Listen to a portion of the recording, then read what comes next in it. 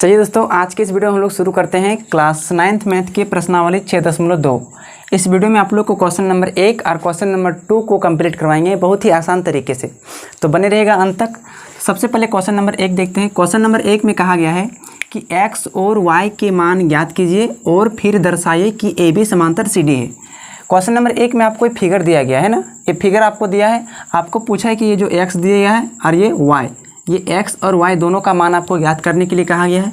और आपको लास्ट में सिद्ध करना है कि AB समांतर CD, यानी AB जो होगा CD के समांतर होगा। वो वाला सबसे पहले क्या करना पड़ेगा, सिद्ध करना पड़ेगा। तो सबसे पहले हम क्या करेंगे, हल कर लेंगे और इसको ध्यान से देखेंगे। देखिए यहाँ पर ये 50 डिग्री है और ये x, अगर इसको ध्यान से देखेंगे तो यह एक रेखी युग्म बनाएगा। इधर से एक रेखा गया है, यहाँ पर देखिए इधर है 50 डिग्री है और ये वाला है x डिग्री, तो ये रेखी युग्म बना रहा है। अगर कोई किरण में कोई रेखा खड़ी रहती है तो उसकी दोनों ओर जो कोण बनती है 180 डिग्री होता है रेखी युग्म से, यानी 50 डिग्री और x डिग्री जोड़ेंगे तो कितना हो जाएगा, 50 डिग्री और x डिग्री जोड़ेंगे तो कितना हो जाएगा, 180 डिग्री। और कारण में क्या लिखाएगा, कारण में लिखाएगा रेखिक युग्म, तो कारण में लिख दीजिएगा रेखिक युग्म लिखाएगा। ठीक है, आप देखिए यहाँ से x का मान आपका निकल जाएगा। कैसे निकालेंगे, x का x रहने देंगे, ये प्लस का 50 जो है बराबर को उधर भेज देंगे तो हो जाएगा माइनस का 50 डिग्री हो जाएगा। ठीक है ना, माइनस का 50 डिग्री, तो x का मान निकल जाएगा। 150 में 50 जाएगा तो कितना बचेगा, 130 डिग्री बचेगा, यानी x का मान आपका निकल गया 130 डिग्री। ठीक है, अब इसी प्रकार से हम लोग y का मान निकालते हैं। y का मान भी आप लोग आसानी से निकाल सकते हैं। कैसे, देखिए ये जो रेखा गया इधर से CD और ये रेखा इधर गया है तिर्यक रेखा, तो यहाँ देखिए ये दिया है y और ये दिया है 130, और हम लोग परिमेय 6.1 में पढ़ चुके हैं कि दो रेखाएं परस्पर प्रतिच्छेद करती है तो सम्मुख कोण बराबर होती है। तो 130 डिग्री और y डिग्री ये दोनों कौन सा कोण है, सम्मुख कोण है, यानी हम कह सकते हैं कि y बराबर 130 डिग्री।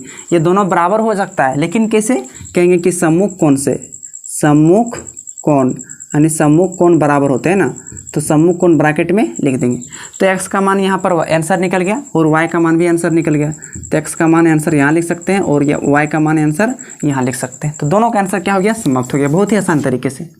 तो x और y का मान निकालने के बाद आपको कहा है कि AB और CD ये दोनों रेखाएँ समांतर होगा, आपको सिद्ध करना है।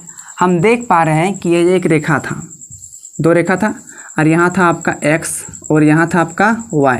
दोनों स्थिति में x का भी मान निकला 130 और y का भी मान निकला 130, यानी x का मान कितना निकला 130 और y का मान कितना निकला भैया 130। आप देख पा रहे हैं कि ये एक तिर्यक रेखा है, दो रेखाओं को काटते हुए आगे बढ़ रहा है। तो देखिए ये जो एकांतर कोण है बराबर है। एकांतर कोण आपको बता चुके हैं पहले वाले वीडियो में 6.1 जब पढ़ाए थे, है कि नहीं। तो एकांतर कोण क्या है, बराबर है। और जब एकांतर कोण बराबर होता है तो हम लोग 6.3 परिमेय में पढ़े हैं कि एकांतर कोण बराबर है तो ये दोनों रेखाएं समांतर होता है। परिमेय 6.3 में परिमेय भी आपको हम बता चुके हैं, उसका हम लिंक नीचे डाल देंगे सभी परिमेय का, तो देख लीजिएगा वहाँ से। तो यहाँ पर क्या होगा, एकांतर कोण बराबर हो गया, यानी कह सकते हैं कि x बराबर y है, x बराबर y है। अब x बराबर y, क्योंकि दोनों का आंसर 130 निकला है और ये कौन सा कोण बना रहे हैं, एकांतर कोण बना रहे हैं, तो यहाँ लिखेंगे एकांतर कोण। अब आपको पता है कि एकांतर कोण बराबर होते हैं तो दो रेखाएं समांतर हो जाती है, तो AB इसीलिए कह सकते हैं, इसीलिए AB समांतर हो जाएगा CD के, है कि नहीं। अब यहाँ लिख देंगे प्रूव्ड या इति सिद्धम लिख देंगे। तो 1 नंबर का क्वेश्चन क्या हो गया, खत्म हो गया। अब चलिए चाहे तो इसे आप नोट कर सकते हैं। चलिए अब इसका हम लोग दूसरा नंबर को उतारते हैं। तो दूसरा नंबर क्वेश्चन में कहा गया है कि यदि AB समांतर CD, AB समांतर CD, यानी ये दोनों रेखाएं समांतर है, कमा CD समांतर EF, CD समांतर EF, ये दोनों रेखाएं भी समांतर है ना। और y अनुपात z बराबर 3:7 है। देखिए यहाँ पर अनुपात में दिया गया है y अनुपात z बराबर क्या दिया है, 3:7, यानी y का अनुपात होगा 3 और z का अनुपात होगा 7, है ना। तो आपको पूछा है कि इस x का मान आपको ज्ञात करने के लिए कहा गया है। ये जो आपको x दिख रहा है ना, यही वाला x का मान आपको ज्ञात करने के लिए कहा गया है। तो जो सबसे पहले दिया उसे हम लोग लिख लेते हैं, दिया है, हल करके लिख लेते हैं। दिया है, क्या क्या दिया है कि AB समांतर है CD के और CD समांतर है EF के। बात को यहाँ से ध्यान समझिएगा, AB समांतर CD और CD समांतर EF दिया है, और क्या दिया है कि y अनुपात z बराबर 3:7 दे रखा है। तो आपको कहा है कि x का मान ज्ञात कीजिए, यानी find the value of x, यानी x का मान आपको ज्ञात करने के लिए कहा गया। तो इसके बाद हम लोग प्रमाण कर लेते हैं, यानी ज्ञात कैसे कैसे करना है उसका हम जुगाड़ी करेंगे, है ना। तो प्रमाण कर लेते हैं। प्रमाण में देखिए यहाँ पर AB समांतर CD दिया गया है और CD समांतर E ये पहले से दिया गया है, यानी इसको हम लिख लेते हैं और एक बार, AB समांतर CD और CD समांतर EF दिया गया है। बात को यहाँ से ध्यान समझिएगा, AB समांतर दिया है इस रेखा CD के और ये CD समांतर है EF के। इसका मतलब क्या हुआ कि AB समांतर होगा EF के, इसीलिए यहाँ पर इसीलिए का चिन्ह देंगे और लिख देंगे कि AB समांतर क्या हो जाएगा, EF के। क्या हो जाएगा, EF के। क्यों? क्योंकि एक दूसरे के समांतर है। अब हम क्या करेंगे, जो ये अनुपात दिया है तो इसको हम मान लेंगे कि माना y बराबर मान लेंगे 3p, मान लेंगे क्या मान लेंगे 3p, तथा z बराबर इसको मान लेंगे 7p, है ना। चाहे आप कुछ भी मान सकते हैं, x भी मान सकते थे, लेकिन यहाँ पहले से मेरा x उपस्थित है तो यहाँ x नहीं मानेंगे, थोड़ा गड़बड़ा जाएंगे। तो 3p और 7p मान लिए हैं x, y और z का। अब करेंगे क्या, अब देखिए यहाँ पर x और y, ध्यान से देखेंगे, x और y ये दोनों को जोड़ेंगे तो कितना हो जाएगा, 180 डिग्री होगा। आपको पता है कि जब दो रेखा समांतर होती है तो उसके एक ही ओर के अंतः कोणों का योगफल 180 डिग्री होता है, ठीक है। होता ही नहीं होता है, होता है। तो यहाँ x और y क्या हो जाएगा, 180 डिग्री हो जाएगा। इससे सबसे पहले क्या करेंगे, x और z बराबर हम कर लेते हैं, यानी x बराबर हो जाएगा z। बात को ध्यान समझिएगा, x और z कैसे बराबर होगा, एकांतर कोण से। ध्यान से देखिए, ये AB है रेखा और आपका हो गया नीचे वाला EF हो गया। ध्यान से देखिए EF, अब इधर में है Z और AB वाला में इधर है X। अब ये दोनों कोण एकांतर कोण होगा। ध्यान से देखेंगे ना, एकांतर कोण होगा तो ये दोनों बराबर हो सकता है, कारण एकांतर कोण। तो यहाँ लिख देंगे कारण में एकांतर कोण। एकांतर कोण तो बराबर होता है। x का x रखेंगे और देखिए हम z का मान यहाँ पर माने हैं 7p, तो यहाँ क्या लिख देंगे 7p, यानी x का वैल्यू भी कितना निकल गया, 7p निकल गया। अब हम कह सकते हैं भैया कि यहाँ पर x और ये जो y को जोड़ेंगे, x और y को अब जोड़ेंगे तो आएगा 180 डिग्री आएगा। ऐसा क्यों आएगा, ऐसा आएगा एक ही ओर के अंतः कोणों का योगफल कितना होता है, 180 डिग्री।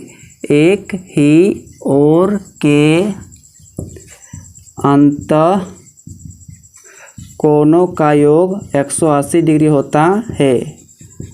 कोणों का योग 180 डिग्री होता है।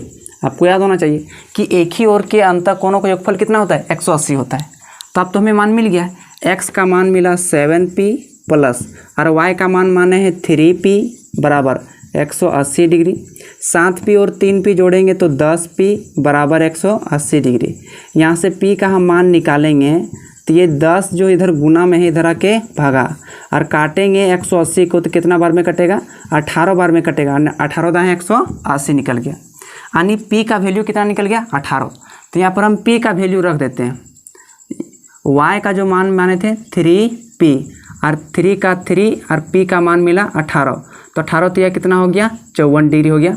इससे y का वैल्यू हो गया, यानी यहाँ वाला y का मान। और आपको पता करना है z का मान, तो z का मान कैसे पता करेंगे, z का माने थे 7p और p का मान निकल गया आपका 18 डिग्री। तो 18 तो यह कितना हो जाएगा, 7p होगा यहाँ 7, 18 7 126 डिग्री हो जाएगा। आपको पूछा गया है x का मान ज्ञात कीजिए, x का मान ज्ञात कीजिए। अभी हम लोग यहाँ ध्यान से देखिए कि x बराबर y हम लोग कहाँ किए थे, इस x बराबर z यहाँ पर हम लोग कर चुके हैं एकांतर कोण से। x बराबर z हम लोग कर चुके हैं, कौन सा कोण, एकांतर कोण से कर चुके हैं, ठीक ना, एकांतर कोण से। अब x का x, अब देखिए z का मान तो निकल गया 126, तो क्या हो जाएगा 126 डिग्री। तो ये कौन से एकांतर कोण से आपका क्या निकल गया, आंसर हो गया। तो ये क्वेश्चन थोड़ा टफेस्ट नहीं है, आसान है, बशर्ते आप समझिए। तीनों रेखाएं एक दूसरे की क्या दे दी है, समांतर दे दिया गया है, इनडायरेक्टली रूप में दिया गया है। तब करेंगे क्या, हम सबसे पहले जो अनुपात दिया उसको मान लेंगे 3p और 7p। आप चाहे तो x में भी मान सकते हैं, लेकिन आप थोड़ा गड़बड़ा सकते हैं। तो यहाँ पहले से मेरा x था, इसलिए हम इसे x नहीं माने, p मान लिए। q भी मान सकते हैं, a मान सकते हैं, b मान सकते हैं, कुछ भी मान सकते थे। अब ये एकांतर कोण से बराबर हो गया, एक्स और जेड अगर बराबर हो गया तो जेड का मान माने थे 7p, तो यहाँ रखेंगे 7p, और एक्स और वाई को जोड़ेंगे तो एक ही ओर के अंतर कोण 180 डिग्री। यहाँ से आपका p का मान निकलेगा, p का मान यहाँ पर हम रख देंगे तो ये आपका y और z का मान पूरी निकल जाएगा। तो x का मान 126 डिग्री, ये एकांतर कोण से आपका निकल जाएगा।